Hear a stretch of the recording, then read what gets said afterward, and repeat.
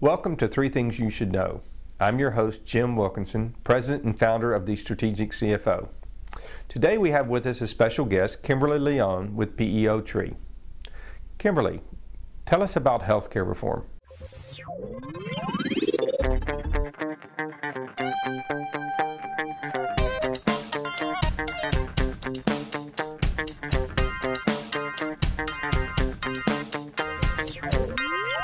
The first thing that most people should know or be figuring out by now is that healthcare premiums are going to continue to skyrocket. And there's a number of drivers behind that. Congress passed earlier last year a provision that really required employers to contribute to COBRA, which forced a lot of people onto COBRA rules that ordinarily would have opted out because it was cost prohibitive. That's one driver.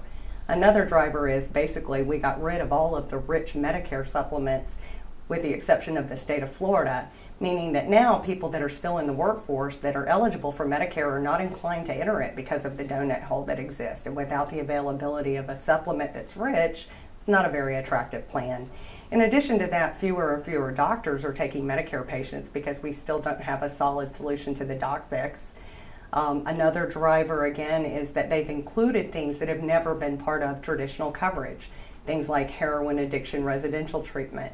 And then I think probably the final driver is that people are working longer than they've ever worked before, and so they're staying on traditional health care insurance. I think the other thing that is important to know is that the co-op concept that we heard batted around during the entire healthcare debate actually exists and has been in existence for about 30 years. It's called the PEO, or the Professional Employer Organization. And what that allows companies to do, small and medium-sized companies, are to band together to form a large pool that allows them to leverage a larger economy of scale to get better pricing on healthcare insurance. What it also does, however, because they're part of that larger pool, is it offsets the negative consequences when one small company has a negative claim year. So by being part of that larger pool, you have the opportunity to have that offset, and so that keeps them insulated at renewal. I think the third thing that people should probably know is that a lot of this has already been enacted and actually was enacted the day they passed it, things like the grandfathering clause. There's also a 1099 implication that now forces everybody that spends over $600 with any vendor to issue a 1099 to that vendor. There's also W-2 changes that are going to affect this year that will actually show what the employer is contributing to the employee's health benefits. We're not being taxed on it yet, but that is a change that's going to affect.